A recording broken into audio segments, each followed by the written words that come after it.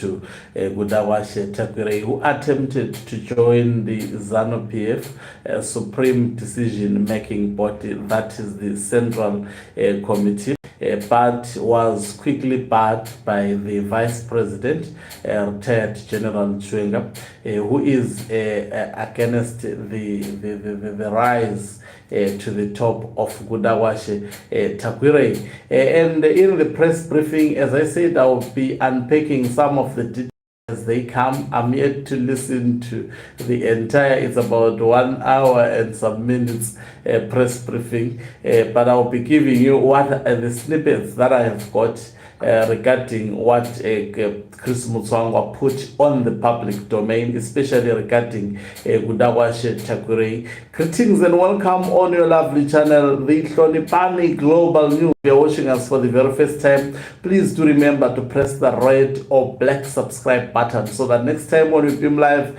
guess what, you become the very first one to watch us. So Chris Mutsvanga had no kind words for Kudakwashe Tagwireyi in yesterday's briefing, and as I said, Chris Mutsvanga is going to leak everything directly or indirectly. He's not going to play along the script. And when it comes to Kudakwashe Tagwireyi, it really worries me about the posture as that is being taken by Chris Mutsvanga, because unlike other members of the Manga faction, they are actually welcoming when it comes to Kudakwashe Tagwireyi, but Chris Mutsvanga is not. So part of the things he revealed about Kudakwashe Tagwireyi is that he was barred from joining the ZANU-PF Central Committee, a key decision-making body in between congresses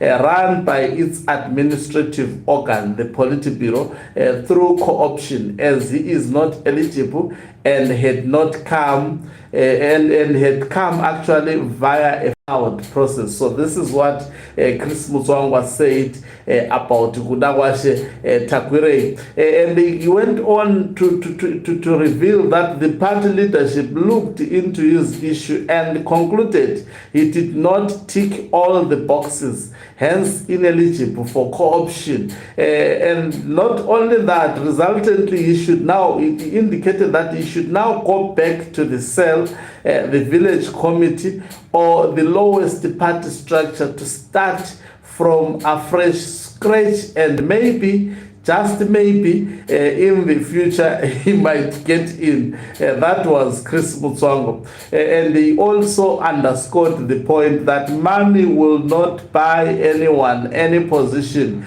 in the party. That will not be tolerated and it will not succeed.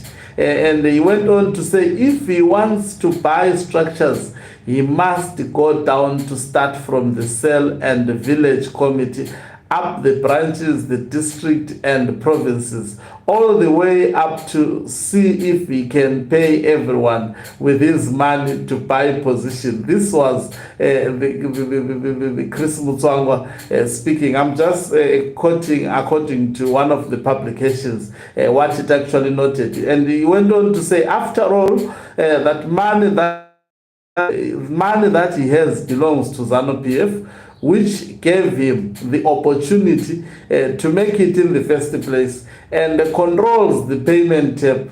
All local associated with ZANU-PF were created by the party. They are products of the Sheikh building, the ruling party HQ. So Chris Mutsvanga saying some information that we are aware of, but definitely that tarnishes his own political party. And part of the issues that he noted, I think I have talked about the issue of 2030. I don't want to repeat about that.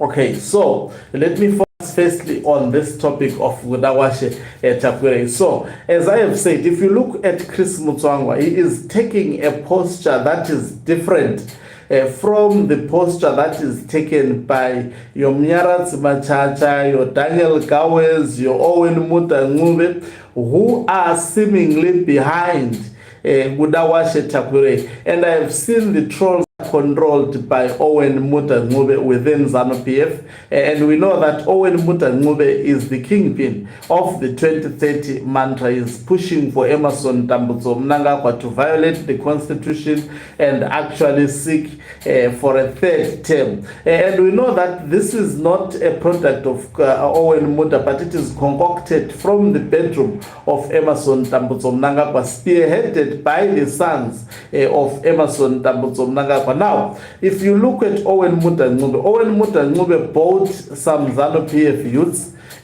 to actually, he bought them some cell phones, smartphones, quite a number of these smartphones, and the purpose for procuring these smartphones was solely to actually campaign for the 2030 mantra. When they realized that social media was actually overwhelming them in terms of campaigning the 2030 mantra, they had now to pump a lot of money to the youths, and we are seeing these youths that are controlled by Owen Mutsvanga advancing Kudakwashe Tagwireyi. They are actually, in fact, after the Central Committee, Politburo, and also the other meeting of ZANU-PF, they have been giving an impression that Owen Mutsvanga, they've been given an impression that Kudakwashe Tagwireyi was co-opted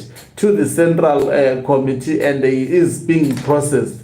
But Chris Mutsvanga came and he actually briefed the members of the public. And I wonder also, I was thinking initially that Chris Mutsvanga might have actually been instructed by the Mnangagwa faction to do that press briefing. But from the look of things, that press briefing, I don't think it was sanctioned by the Mnangagwa faction. I am now believing that somehow it was sanctioned by retired General Chiwenga. They have got this weird relationship, especially retired General Chiwenga and Chris Mutsvanga. And in spite of what Chris Mutsvanga has put on the public domain regarding retired General Chiwenga, but there is seemingly some form of a relationship and coexistence in some way, because what Chris Mutsvanga is doing on Kudakwashe Tagwireyi, he is actually showing a middle finger to Emmerson Mnangagwa's 2030 campaign, because we know that Kudakwashe Tagwireyi exists politically to advance the narrow interest of the family of Emmerson Mnangagwa. So it's quite really confusing where exactly Chris Mutsvanga stands when it comes to ZANU-PF factionalism. At one point I was thinking maybe Chris Mutsvanga is intending to create his own faction, and obviously he may be ambitious. He also wants to be part of Presidium at one point, but he tweaks for 2030. The speech was glorifying 2030, but he went hard. He hammered Kudakwashe Tagwireyi, speaking about that he would not actually buy everyone in ZANU-PF to get into that top post. They would never allow that. Anything, the man embarrassed, he stripped naked Kudakwashe Tagwireyi to the core throughout that press briefing. Thank you very much. If you're watching us for the very first time, please do remember to press the red or black subscribe button so that next time when we come live, you become the very first one to watch us. You can financially support this channel by pressing the subscribe plus button and be part of our members who are the heartbeat of this channel. You can equally do so by pressing the thanks button and send us stars, a special message. We are now available on X, formerly Twitter, as Hloniphani Global News. Kindly follow that X channel of ours and make sure that you support it by following it. We are also available on Facebook as Hloniphani Global News. Please let's follow those respective social media platforms overwhelmingly. Ogan Umhlabane is signing off. Let me love and leave you. Let's